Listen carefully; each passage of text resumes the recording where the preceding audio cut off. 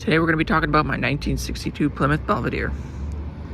We're also going to be talking about how to discern how old your car is, or at least some factors that can help you discern how old a car is.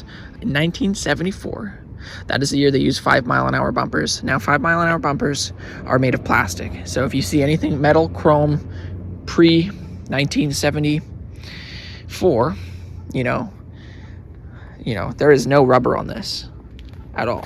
Not a single drop of rubber. You'll see this is all metal. Now the purpose of a 5-mile-an-hour bumper was to be able to withstand and hold a 5-mile-per-hour crash, so without doing any damage to the car. So I mean, it was kind of an incredible law to be passed, and it changed the design of a lot of cars and made them quite ugly. One of the greatest downfalls in history, the MG. 1974, if you look at the 1974 MG and if you look at the 1975 MG, you'll see the difference in bumpers, and it is absolutely disgusting. Now, we know it's earlier than 1974, so how do we know that this is a 62 Plymouth Belvedere? Well, we know it's earlier than 1968 because in 1968 they didn't put on side markers on this car, and in 1968, that was the rule, that was the law that was passed, where you had to have side turn signals on the side of your vehicle. And that's what it looks like there. You can see on this side, it definitely does not have any turn signals on the side of the fender there.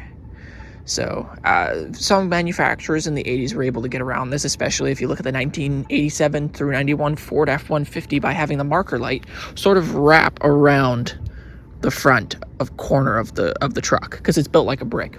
They didn't really have side marker lights. However, the gen after, I believe, used the same, and then the gen after that they moved to the following the rules there. So, but yeah, some car manufacturers were able to work around it later on, but right off the bat in 1968 you had to have something here telling people that you were turning for safety reasons.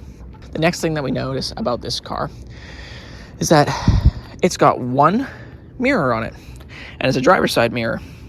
Now, mirrors were still optional in the early 60s, and we also know that in the 50s you weren't even required. I don't even know what year you were required to have a driver's side mirror, but for the longest time you did not need to have two mirrors on your car, and they were optional. You had to pay extra money for them. So a lot of vehicles had just the rear view mirror. So this could very well be an aftermarket one. However, I do believe that this is actually one that would have been optioned from the factory. I don't have any way to confirm that, but I'm fairly certain, just because of the way that you see the trim is here. They had to make this piece of trim and also put this mirror on it. So, and this is why aftermarket mirrors were so huge, because a lot of vehicles all of a sudden needed to be able to be pass road safe, and in order to do that they had to buy mirrors, and so aftermarket mirrors became a hidden market. I mean, it didn't last very long, because obviously eventually every car on the road had mirrors on them. So I mean, once that happened, there was kind of nothing they could do about it. So you can see here it has no passenger mirror, and that's because it wasn't required by law. So, and as well, another interesting thing, there is nothing heat wise for anything on the back.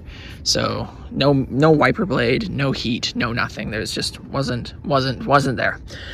But yes, so if you're looking for a vehicle and you want to see if it's earlier than 1965, you want to see at least one mirror, no marker lights, and like I said, some cars were optional with both, not all, but some were. No plastic bumpers. So that's kind of it right there.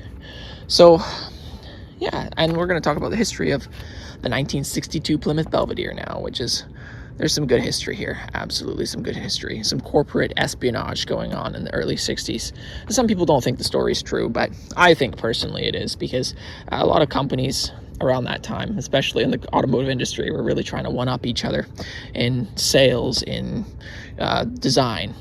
We went from the 1950s Chevy, Pontiac, Cadillac, Buick, forward look, and the Mopar's $100 million look, which is what they call it. I think they also call it the forward look as well, but basically a lot of the cars leaning forward they had this really intense, angry forward slant, and these insane wings, pretty much. And in 1959, that is when it absolutely peaked. That is the year for pretty much every automotive maker. They just went absolutely nuts. They just put whatever they wanted on the car and just called it a day. Actually, I would say 58 was also equally bad. It wasn't a great year for sales for Chevy because they put so much chrome on the car that people thought it was tacky, which was, think about it. I mean, chrome gets you home. I mean, how could you find that tacky? But I guess, now they're a bit more desired, but back then, not so much. And that's sort of a similar story with this car.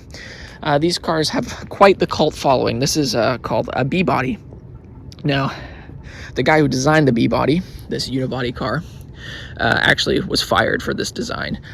They never released true production numbers in 1962 for the Plymouth Belvedere, and but what we do know is that in 1962 the sales of this car dropped Plymouth in sales from 4th place all the way down to 8th place, and they fired the designer Virgil Exner. Now, Virgil Exner was a really cool fella. He originally worked doing advertising for Studebaker, and then eventually Studebaker hired him, and he ended up designing in 1947, I believe, Studebaker Starlight Coupe, which is quite cool. And then he ended up working for Mopar and designed the 1955 to 1959 forward $100 million look Mopars, which is, the Dodge Coronet, the Dodge Custom Royal, and if you've seen some of those cars, it is an incredible design. And then he moved on to this. Now, originally this was designed to be a full-size sedan, and what happened is Dodge had heard that Ford was potentially making a downsized car, and they kind of thought maybe downsize would be sort of the trend. So they were trying to jump the trend, and they downsized every single one of their cars in 1962 from the earlier 1961 year, and basically squashed them. I mean, the wheelbase was shortened, the rear was shortened. This car, there's some clay models I can show you on screen here of what the car looked like as the full-size sedan, and it is sleek, and the back glass is sleek, and then you can see as the design changed. But like I was saying there, it was quite horrific what they had to do to this car, and they had to do it in I think 4 to 6 weeks. They had to change the design. Now the problem is people don't believe this because the moldings for these cars are one-off only. They had to make everything, so they had to scrap all of their old molds and remake the molds. And so a lot of people don't believe that because the amount of time that goes into making a mold, is tedious and long, and it just seems not possible to be able to do it in 6 weeks. However, you got to try to make money where you can, and they already were.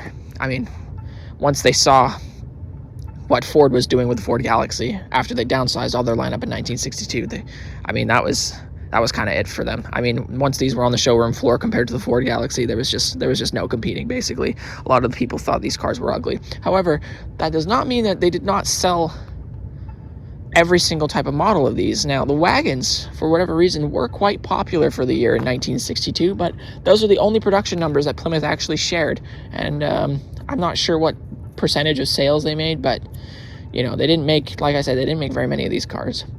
Now, what makes my car unique is that in 1962, if you want to know about Canadian cars and how to identify a Canadian 62 and earlier Plymouth, or actually any 62 B-body that's made in Canada, is that it was built with a generator. So you'll see there, that is a factory generator. Now, if you look at the 1962 Plymouth Belvederes that were built in the US, it'll have an alternator on the left-hand side there.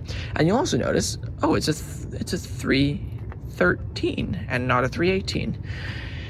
And I've had people try to tell me all day long that it's a 318, but it's definitely not a 318. It is a Canadian-built car, so they didn't use 318s. It was too expensive for Dodge and Plymouth to ship up the blocks, 318 blocks to Canada. It was just not. It wasn't affordable to them. So they just basically stuck the engine that was already available in Canada, the 313 cubic inch. As far as I know, the stroke and everything else internally is pretty much the same. The main difference is that the heads are a tiny bit smaller, but again, like I said, I don't really know for sure what the differences are because I haven't learned enough about them. You can see that I've done a good old bungee job on the battery there. She's mint. Brake master cylinder was done by a buddy of mine, West Coast Mopars. I will link his channel in the description here. But yeah, it's quite an interesting car overall. And the other interesting thing is, as well, is a lot of these Plymouths that were built in Canada are called Plodges because they use a lot of Dodge parts. So you'll never see an American-built Plymouth with this spear going down the side. I call it a tiger stripe, but I'm pretty sure it could be just called a spear. But the reason why I call this a tiger stripe and not a spear is because this is also technically a spear, this here along the side here. And these badges here on this, if you don't know, these golden badges mean V for V8, showing that is optioned with a V8. Now, talking about rush production, you can see that even though this car is low miles, it's only got 100 and, I want to say it's only got 180, no, it's only got 101,000 original miles. I apologize, 101,000 original miles. When I first got the car, it only had 81,000 original miles. Now, you can see that she is quite crunchy there, quite crunchy here. Now, for a car that has only 81,000 miles, even though it was, I mean, it was parked under trees, so I mean, it wasn't parked in a dry storage or nothing, but she's got rot, man. And a lot of these cars, especially Mopars, from these years, suffered from premature rust issues, unfortunately. The quarters need to be patched, the wheel well up front here needs to be patched, very common issues on these, and as well, very typically, wheel arches were designed later on. This car has no inner arch, so if you look up in here, if you look up in there, you'll see that little hole right there? That's just right out. There's nothing protecting you from mud or dirt or debris or anything, so that's not Swiss cheese. Those are just natural frame holes. But I'll show you those on the other side so that you know what I mean. But yeah, so basically the wheel arches, the lack of them, basically mean that dust, dirt, and debris get stuck in the eyebrows here and they just rot away, basically. So the floor pans in this car are quite solid, but everything up top, you know, from like, you know, frame down is great. You know, frame and floor, great. Everything body-wise up needs to be addressed. So, and these cars had such premature rust issues that, and there was no recall for them. Dodge didn't really offer any money or any sort of repairs available for these. A lot of these cars had leak issues, and like I said, some of this is my sort of reasoning as to why that the proof is there for the rush production.